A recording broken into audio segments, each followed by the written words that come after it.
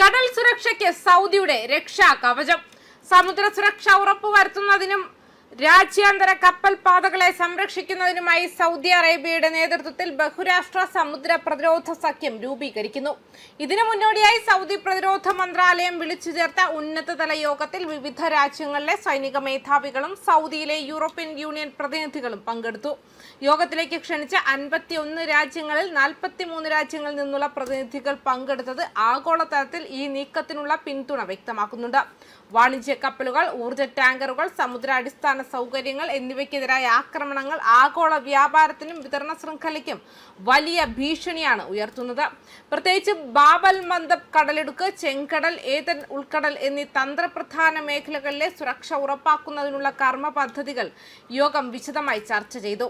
സഖ്യത്തിന്റെ ആസ്ഥാനം സൗദി അറേബ്യയിൽ സ്ഥാപിക്കുന്നതടക്കമുള്ള ഭരണപരമായ ഘടനയും കമാൻഡ് ആൻഡ് കൺട്രോൾ സംവിധാനങ്ങളും യോഗത്തിൽ വിലയിരുത്തി.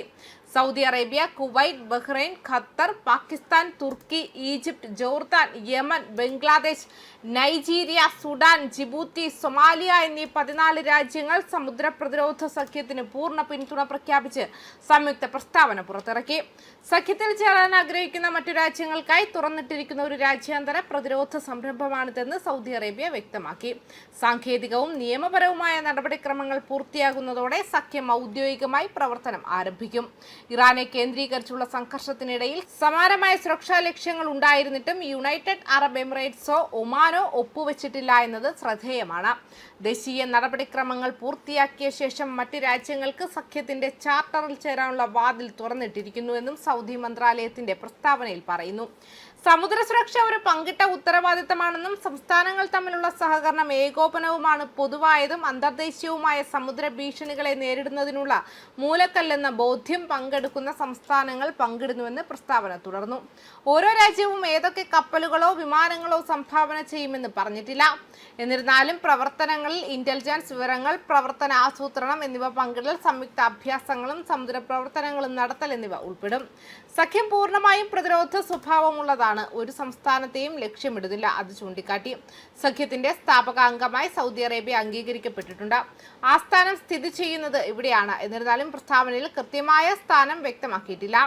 യമനിലെ ഹൂതി വിമത സംഘം കഴിഞ്ഞയാഴ്ച സൗദി അറേബ്യക്കെതിരെ സമുദ്ര ഉപരോധം ഏർപ്പെടുത്തി. ഇത് ചെങ്കടലിലേക്ക് തിരിച്ചുവിട്ട എണ്ണ കയറ്റുമതിയെ തടസ്സപ്പെടുത്തി. ഫെബ്രുവരി അവസാനം ഇറാനിൽ യുദ്ധം ആരംഭിച്ചതിനു ശേഷം ഹോർമുസ് കടലിടുക്ക് അടച്ചുപൂട്ടിയതിനു ശേഷം രാജ്യത്തിന്റെ കിഴക്കുള്ള എണ്ണ ശുദ്ധീകരണശാലകളെ ചെങ്കടൽ തീരത്തെ യാൻപൂ ടെർമിനലുമായി ബന്ധിപ്പിക്കുന്ന കിഴക്ക് പടിഞ്ഞാറൻ പൈപ്പ് ലൈൻ കാരണം റിയാദിന് അതിന്റെ എണ്ണയുടെ ഭൂരിഭാഗവും കയറ്റുമതി ചെയ്യുന്നത് തടയാൻ കഴിഞ്ഞു. എറിത്രിയ, ജിബൂട്ടി, യമൻ എന്നിവയ്ക്കിടയിൽ സ്ഥിതി ചെയ്യുന്ന ബാബൽ മന്ദബ് വഴിയാണ് സൗദി കയറ്റുമതി ചെയ്യേണ്ടത്. സമുദ്ര ചോക്ക് പോയിന്റിനെ അഭിമുഖീകരിക്കുന്ന പടിഞ്ഞാറൻ പ്രവിശ്യ ഹൂതികളുടെ നിയന്ത്രണത്തിലാണ്. ഇത് സായുധ സംഘത്തിന് ചെങ്കടലിലെ കപ്പലുകളെ ലക്ഷ്യമിടാൻ തന്ത്രപരമായ നേട്ടം നൽകുന്നു.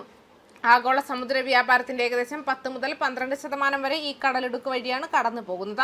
ഇതിൽ പ്രതിദിനം ദശലക്ഷക്കണക്കിന് ബാരൽ എണ്ണയും ഉൾപ്പെടുന്നു. ചെങ്കടലിലേക്കുള്ള 2 എക്സിറ്റ് എൻട്രി പോയിന്റുകളിൽ ഒന്നാണിത്. മറ്റൊന്ന് സുയസ് കനാലാണ്.